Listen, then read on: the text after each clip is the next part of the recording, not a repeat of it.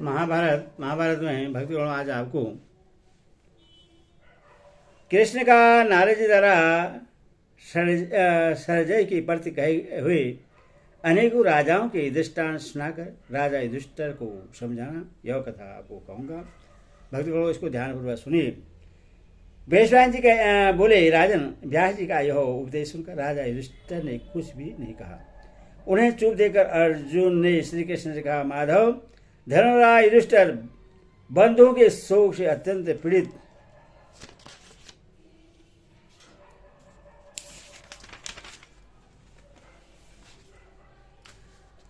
पीड़ित हैं और शोक सागर में डूबे जा रहे हैं। आप उन्हें ढाढ़ सा बताइए। अर्जुन के इस प्रकार कहने पर कमल श्री कृष्ण राजा युधिष्ठिर के पास जाकर बैठ गए। धर्मराज श्री कृष्ण की बात टाल नहीं सकते थे, क्योंकि बचपन से ही श्री कृष्ण के प्रति उनकी अर्जुन से भी बढ़कर प्रीति थी। तब श्याम सुंदर ने उनका हाथ पकड़कर उन्हें अपने वचनों से प्रश्न करते हुए कहा, राजन, अब आप शोक न करें, यह आपके शरीर को सुखाई देता है। जो लोग इस रणांगण में मारे गए हैं, उनका मिलना तो अब संभव है ही नहीं। जिस प्रकार जगत पर स्वप्न में प्राप्त होने वाले सब लाभ व्यर्थ हो जाते हैं, उसी प्रकार इस महायुद्ध में जो क्षेत्रीय मारे गए, उन्हें तो तुम गए हुए ही समझो। इन सभी ने बड़े बड़े वीरों के साथ लोहा लेकर अपने प्राण त्यागे हैं। शस्त्रों से मारे जाने के कारण वे सब स्वर्ग को ही गए हैं। आप उनके लिए शोक न करें। ये सभी बड़े शूरवीर, क्षत्रिय धर्म में तत्पर रहने वाले तथा वेद वेदांगों के पारदर्शी थे। उन्होंने वीरों के योग्य उत्तम गति पाई है। इसीलिए आप किसी प्रकार की चिंता न करें। इस विषय में मैं आपको एक प्राचीन प्रसंग सुनाता हूँ। एक बार राजा सरजय पुत्र शोक में डूबे हुए थे। उस समय उनसे श्री नारद जी ने कहा, सरजय, सुख दुख से तो मैं, तुम और सारी प्रजा से कोई भी छूटा हुआ नहीं है। इसीलिए इसके लिए क्या शोक किया जाए। तुम अपने शोक को शांत करो और मैं जो बात कहता हूँ उस पर ध्यान दो। यह प्राचीन राजाओं का बड़ा मनोहर प्रसंग है। इससे सुनते ही क्रू ग्रहों का समन होता है और आयु की वृद्धि होती है। राजन, हम लोग सुनते ही हैं कि राजा सुहोत्र मर गया और वह बड़ा ही अतिथि सेवी था। इंद्र ने 1 साल तक उसके राज्य में सुवर्ण की वर्षा की थी। उसके राज्यकाल में पृथ्वी का वसुमती नाम चितार्थ हो गया था। नदियों में भी उस समय सुवर्ण ही बहता था। इंद्र ने उनके कछुए, केकड़े, नाके, मगर और शिशुओं को भी सोने का कर दिया था। राजा सुहोत्र ने उससे सारे सुवर्ण को कुरुजांगल देश में इकट्ठा कराया और एक भारी यज्ञ का आयोजन करके उससे ब्राह्मणों को दे दिया। सरजय, वह अर्थ, धर्म, काम, मोक्ष चारों ही में तुम्हारी अपेक्षा श्रेष्ठ था और तुम्हारे पुत्र से भी अधिक पुण्यवान था। परंतु अंत में मरोह भी गया। इसीलिए तुम्हें अपने पुत्र का शोक नहीं करना चाहिए। सरजय, उसी नर के पुत्र शिवी के मरने की बात भी हमने सुनी है। प्रजापति ब्रह्मा जी भी राज्य का भार संभालने में उसके समान किसी दूसरे भूत या भावी राजा को नहीं समझते थे। तुम्हारा पुत्र तो न दक्षिणा देने वाला था और न यज्ञ करने वाला। तुम्हारी तथा तुम्हारे पुत्र की अपेक्षा तो वह अर्थ, धर्म, काम और मोक्ष चारों बातों में बढ़ चढ़कर था, किंतु वह भी मर ही गया। इसीलिए तुम अपने पुत्र के लिए शोक न करो। दुष्यंत के पुत्र भरत ने 1000 अश्वमेध और 100 राष्ट्रीय यज्ञ किए थे। वह भी तुमसे और तुम्हारे पुत्र से अर्थात चारों बातों में बड़ा चढ़ा था, परंतु वह भी काल के गाल में चला ही गया। इसलिए तुम अपने लड़के के लिए शोक मत करो। सरजय, सुना जाता है कि दशरथ नंदन राम प्रजा को अपनी संतान के समान पालते थे। उनके राज्य में कोई भी स्त्री विधवा या अनाथ नहीं थी। मेघ समय पर वर्षा करते थे, समय पर अन्न पकता था और सर्वदा सुकाल रहता था। उस समय कोई जीव पानी में डूबकर नहीं मरता था, इसीलिए किसी को आग से कष्ट नहीं पहुंचाता था और रोगों का भी कोई भय नहीं था। स्त्री और पुरुषों की सहस्त्र वर्ष की आयु होती थी। विवाह तो स्त्रियों में भी नहीं होता था, पुरुषों की तो बात ही क्या। प्रजा सर्वदा धर्म तत्पर रहती थी और सब लोग संतुष्ट, पूर्ण काम, निर्भय, स्वचानुसार आचरण करने वाले एवं सत्यवादी थे। जब तक उन्होंने राज्य किया, वृक्ष सर्वदा फल फूलों से लदे रहे और गौवें दोहनी भरकर दूध देती रही। उन्होंने बड़ी बड़ी दक्षिणाओं वाले 10 अश्वमेध यज्ञ किए थे, जिनमें आने जाने के लिए किसी को भी रोक टोक नहीं था। महाभाव राम नित्य नव यवनशाली, श्याम वर्ण, अरुण नयन, आजानुबाहु, सुंदर मुख वाले और सिंह के समान कंध वाले थे, जिन्होंने 11,000 वर्षों तक अयोध्या का राज्य किया था। जब वे भी परलोक सिधार गए तब तुम्हारे पुत्र की तो बात ही क्या है, तुम उसके लिए शोक न करो। हम सुनते हैं राजा भगीरथ भी नहीं रहा। उसने यज्ञ अनुष्ठान करते समय स्वर्ण के आभूषणों से लदी हुई 10 लाख कन्याएं दक्षिणा में दान कर दी थी। उनमें से प्रत्येक कन्या रथ में बैठी हुई थी। प्रत्येक रथ में 4-4 घोड़े थे और उसके पीछे सुवर्ण तथा कमल की मालाओं से विभूषित 100 हाथी थे। एक एक हाथी के पीछे 4-4 घोड़े चल रहे थे तथा एक एक घोड़े के पीछे 1000 गौवें और प्रत्येक गौवे के साथ साथ 1,000 भेड़ और बकरियां थी। तीनों लोकों में प्रवाहित होने वाली गंगा जी उनकी पुत्री होकर प्रकट हुई थी। इसी से वे भागीरथी कहलाई, किंतु देखो वही मर ही गए। इसीलिए अपने पुत्र के लिए शोक मत करो। सर्जय, सुना जाता है राजा दिलीप भी जीवित नहीं रहे। उनके महान कर्मों का तो ब्राह्मण लोग अब तक बखान करते हैं। उन्होंने जब यज्ञ अनुष्ठान किया था तो इंद्र आदि देवताओं ने प्रत्यक्ष होकर उसमें भाग लिया था। उनके यज्ञ पात्र और यूप भी सोने के थे तथा उनके यज्ञोत्सव में 6,000 देवता गर्दभों ने 7 स्वरों के अनुसार नृत्य किया था। जिन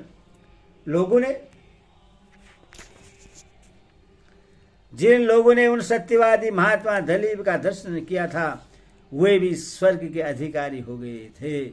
उनके राजमहल में बेदहोनी, धनुष की परीक्षा की टंकार और याचकों की कोलाहल, ये 3 शब्द कभी बंद नहीं होते थे, किंतु मृत्यु ने उन्हें भी नहीं छोड़ा। इसलिए तुम अपने पुत्र के लिए शोक मत करो। योनासौ के पुत्र राजा मानधाता भी मर ही गए। उनके पिता ने भूल से यज्ञ का अभिमंत्रित जल पी लिया था, इसीलिए उन्होंने पिता के उदर से ही जन्म लिया। वे बड़े बड़े वैभवशाली था, त्रिलोकी विजयी थे। उनका रूप साक्षात देवताओं के समान था। उन्हें राजा योनासौ की गोद में लेटा देकर देवताओं में आपस में चर्चा होने लगी कि यह बालक किसका स्तनपान करेगा। तब इंद्र ने कहा, मां धाता मेरा दूध पिएगा। ऐसा कहकर उन्होंने उसका नाम मानधाता रख दिया। इसी समय इंद्र के हाथ से दूध की धारा निकलने लगी और उससे उन्होंने उस बालक के मुंह में छोड़ा। उससे पीने से वह एक ही दिन में 100 पल बढ़ गया और 12 दिन में 12 वर्ष का सा जान पड़ने लगा। यह बालक बड़ा ही धर्मात्मा, शूरवीर और युद्ध में इंद्र के समान पराक्रमी हुआ। इसने राजा अंगार, मरुत, गय, अंग और बृहदर्थ को भी परास्त कर दिया था। सूर्य के उदय स्थान से लेकर अस्त होने के स्थान तक सारा देश राजा मानधाता के अधिकार में था। उन्होंने 100 अश्वमेध और 100 राष्ट्रीय यज्ञ किए थे तथा 10 योजन लंबे और 1 योजन ऊंचे सोने के मत्स्य बनवाकर ब्राह्मण को दान किए थे। किंतु आज उन परम प्रतापी मानधाता का भी कहीं नाम निशान नहीं है। फिर तुम अपने पुत्र के लिए क्यों शोक करते हो? शरजय, नाभा के पुत्र राजा अमरीश अब नहीं रहे हैं, यह बात भी सुनी ही जाती है। उन्होंने बड़ा भारी यज्ञ करके ब्राह्मणों का ऐसा सत्कार किया था कि वे उनकी सराहना करते हुए यही कहते थे कि ऐसा यज्ञ न तो पहले किसी ने किया है और न भविष्य में ही कोई करेगा। उस यज्ञ में जिन लाखों राजाओं ने सेवा कार्य किया था वे सभी अश्वमेध यज्ञ का फल भोगने के लिए उत्तरायण मार्ग से हिरण्यगर्भ लोक में गए, किंतु कराल काल ने उन्हें भी नहीं छोड़ा। इसलिए तुम अपने पुत्र का शोक त्याग दो। राजन, हम सुनते हैं कि चित्ररथ का पुत्र शशबिंदु भी मर गया। उसके 1,00,000 रानियां थी, उनसे उनके 10 लाख पुत्र उत्पन्न हुए थे।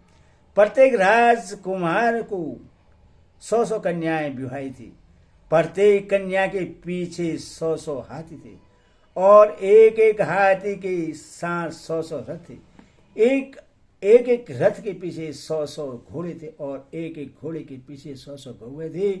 इसी कर्म से एक गौ के पीछे 100 भेड़े दहेज में मिली थी। परंतु महाराज शशबिंदु ने एक अश्वमेध यज्ञ में यह सारा धन ब्राह्मणों को दान कर दिया था। तुमसे तो वह राजा अर्थ धर्म काम मोक्ष चारों बातों में बड़ा चढ़ा था, वह भी मृत्यु के मुख में चला गया। इसलिए तुम यह पुत्र शोक त्याग दो। शरजय, अमृतरैया के पुत्र गय की मृत्यु के विषय में भी हम सुनते हैं। एक बार यज्ञ में अग्निदेव उनसे प्रश्न हुए और उनसे वर मांगने को कहा। तब गय ने कहा कि अग्निदेव, आपकी कृपा से मेरे पास अक्षय धन हो, धर्म में मेरी श्रद्धा रहे और सत्य में मन का अनुराग हो। इस प्रकार अग्निदेव की कृपा से उनके सभी मनोरथ पूर्ण हो गए। उन्होंने 1000 वर्ष तक पूर्णिमा, अमावस्या और चातुर्मास्य में अनेकों बार अश्वमेध यज्ञों का अनुष्ठान किया और 1000 वर्ष तक वे नित्य प्रति प्रातःकाल उठकर 1,00,000 गौएं और 100 खच्चर ब्राह्मण को दान किए, किंतु अंत में काल ने उन्हें भी नहीं छोड़ा। इसलिए तुम अपने पुत्र का शोक त्याग दो। राजन, इक्ष्वाकु के वंश में उत्पन्न हुए राजा सगर अब संसार में नहीं है, यह हम सुनते ही हैं। इनके 60,000 पुत्र थे जो उनके पीछे पीछे चलते थे। अपने बाहुबल से उन्होंने इस पृथ्वी पर एक छत्र राज्य स्थापित किया था और 1000 अश्वमेध यज्ञ करके देवताओं को तृप्त किया था।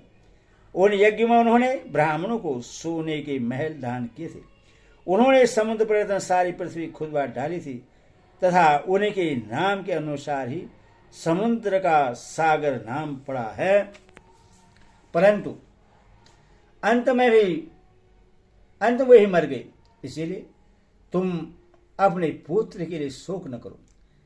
शरजय, वेन के पुत्र राजा पृथु का देह भी आज नहीं है।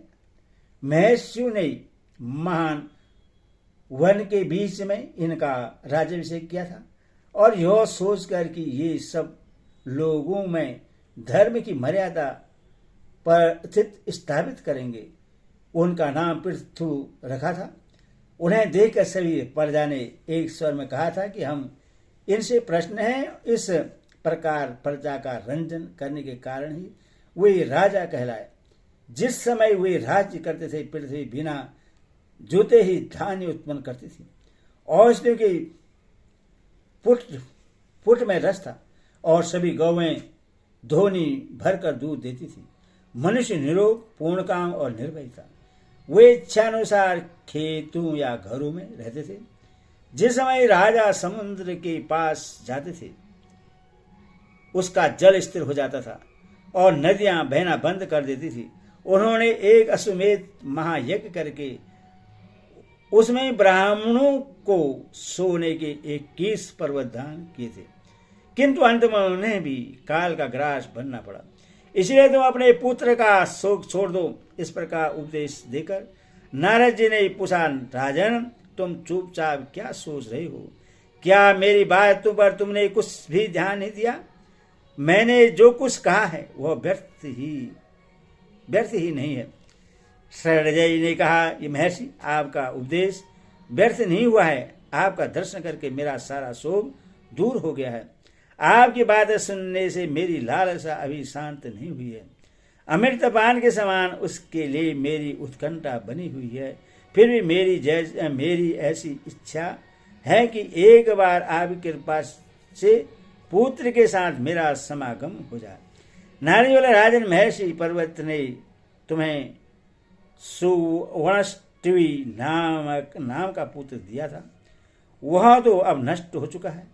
इसके स्थान में तुम्हें 1000 वर्ष तक जीवित रहने वाला हिरण्यनाभ नाम का दूसरा पुत्र देता हूं। श्री कृष्ण की यह बात समाप्त होने पर नारद जी ने भी उनके कथन का अनुमोदन किया और राजा युधिष्ठिर की सुवर्ष्टि का सारा चरित्र सुनाकर कहा कि राजन, यह षडजयी ने अपने मृत पुत्र को जीवित करने के लिए बहुत आग्रह किया तो मैंने उससे सजीव कर दिया। इससे उसके माता पिता को बड़ी प्रसन्नता हुई। कालांतर में पिता का स्वर्गवास होने पर सुवर्णष्टवी ने 1100 वर्ष तक पृथ्वी पर राज्य किया। इसके बाद वह स्वर्ग से धारा। धर्मराज, तुम भी अपने हृदय का संताप दूर कर दो और श्री कृष्ण एवं व्यास जी के कथनानुसार अपने पैर तक राज सिंहासन में बैठकर शासन का भार संभालो। यह सब करते हुए यदि तुम बड़े बड़े यज्ञों का अनुष्ठान करोगे तो अपने अभिष्ट लोक को प्राप्त कर लोगे। हरि ओम तत्सत।